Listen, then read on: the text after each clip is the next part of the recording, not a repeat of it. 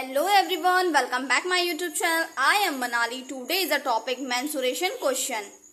तो आज हम सॉल्व करेंगे mensuration का एक क्वेश्चन जो कि सामने स्क्रीन पर लिखा है, आप देख रहे होंगे। तो क्वेश्चन हमारा ये है, उस त्रिभुज का क्षेत्रफल कितना होगा जिसकी भुजाएं क्रमशः 9 सेमी, 10 सेमी तथा 11 सेमी लंबी हो। तो हमें पहले पता करना होगा क्या यह एक समकोण त्रिभुज है। तो पता करने के लिए हम क्या करेंगे, एक फिगर ड्रॉ करेंगे कुछ इस तरीके से।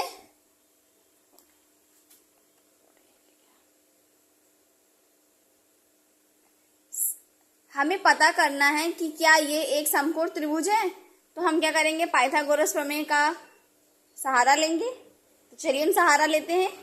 तो ये हमने एक फिगर ड्रॉ किया है। सबसे बड़ी सेमी क्या है, 11। तो ये हमारा क्या हो जाएगा, कर्ण। फिर ये हमारा 9 जो है लंब, और ये 10 जो है ये हमारा क्या होगा, आधार। ठीक है, अब हम इसे रख के सॉल्व करते हैं और पता करते हैं कि क्या ये एक समकोण त्रिभुज है। तो चलिए देखते हैं। तो पाइथागोरस प्रमेय के अनुसार कर्ण का स्क्वायर बराबर लंब का स्क्वायर, लंब क्या है 9, फिर क्या है आधार का स्क्वायर प्लस आधार हमारा क्या है 10 का स्क्वायर, 10 का स्क्वायर। तो 11 का स्क्वायर क्या होता है 121 बराबर 9 का स्क्वायर क्या होता है 81 प्लस 10 का स्क्वायर क्या होता है 100। ठीक है, 100। तो अब क्या करेंगे, 121 बराबर 100 में इसको ऐड कर देंगे तो क्या हो जाएगा 181। और ये हमारा क्या है, ये एक समकोण त्रिभुज नहीं है। Not 121 not is equal to 181। तो इससे हमें ये पता चलता है कि यह एक समकोण त्रिभुज नहीं है, ये एक समकोण त्रिभुज नहीं है। ठीक है, तो नहीं है क्योंकि ये हमारा 11 है, ये 9 है, ये 10 है। तो ये इसका मतलब ये कौन सा त्रिभुज है, ये एक विषमबाहु त्रिभुज है। कौन सा त्रिभुज है, विषमबाहु त्रिभुज। और विषमबाहु त्रिभुज का क्या कह रहा है, इससे हमें पता चला कि ये एक समकोण त्रिभुज नहीं है। हमें पता करना था उस त्रिभुज का क्षेत्रफल। तो जब ये समकोण त्रिभुज नहीं है तो ये कौन सा त्रिभुज हुआ, ये एक विषमबाहु त्रिभुज हुआ। अब हमें जानना है क्या विषमबाहु त्रिभुज का क्षेत्रफल क्या होता है। तो फॉर्मूला मैंने आपको बताया हुआ है कि विषमबाहु त्रिभुज का फॉर्मूला क्या होता है। तो देखिए, विषमबाहु त्रिभुज का क्षेत्रफल का फॉर्मूला होता है अंडर रूट में s, ब्रैकेट में s minus a, s minus d and s minus c। तो हमें क्या करना है, s को ज्ञात करने के लिए हमें विषमबाहु त्रिभुज का अर्ध परिमाप निकालना होगा। जो कि मैंने बताया है कि अर्ध परिमाप का फॉर्मूला होता है s बराबर a plus d plus c बटे में 2। ठीक है, तो अब हम इसी पे रखेंगे, s हमें ज्ञात करना है। तो हमारा a क्या है, देखिए a हमारा 9 प्लस b हमारा 10 प्लस c हमारा 11 बटे में 2। ठीक है, s बराबर, अब इन तीनों को हम ऐड कर देंगे तो हमें क्या मिल जाएगा 30 बटे 2। ठीक है, 30 बटे 2 कैंसिल हुआ।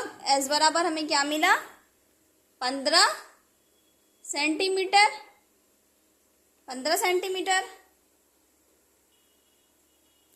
तो हमने s ज्ञात कर लिया है। अब इसी s को हम इस फॉर्मूले पे रखेंगे, विषमबाहु त्रिभुज के फॉर्मूले पे रखेंगे। तो चलिए, हमें s बराबर क्या ज्ञात हो गया है, s बराबर हमें 15 ज्ञात हुआ है। ठीक है, अब हम इसी पे रखेंगे। तो चलिए हम रखते हैं फटाक से बिना टाइम वेस्ट किए हुए। s बराबर हमने क्या निकाला 15, ब्रैकेट में 15 माइनस a हमारा क्या था 9, फिर s 15 माइनस b हमारा क्या था 10, और s माइनस c बराबर 15, c हमारा क्या है 11। ठीक है, 11। अब हम इसे हल करते हैं। चलिए इसको हम हल करेंगे तो हमें मिलेगा रूट में 15 मल्टीप्लाई 6, 15 में से 9 जाएगा तो 6 मल्टीप्लाई 15 में से n जाएगा तो 5 और 15 में से 11 जाएगा तो 4, ठीक है। और अब हम क्या करेंगे, क्या है 6 है, 5, 4 एंड 15 को हम ब्रेक करेंगे। 3 5 जो 15 होता है, तो हम इसे कुछ इस तरीके से कर सकते हैं, 3 इंटू 5 इंटू 6 को ब्रेक करेंगे तो 2 3 जा 6, 2 into 3 63 and Ashrana X40 commented.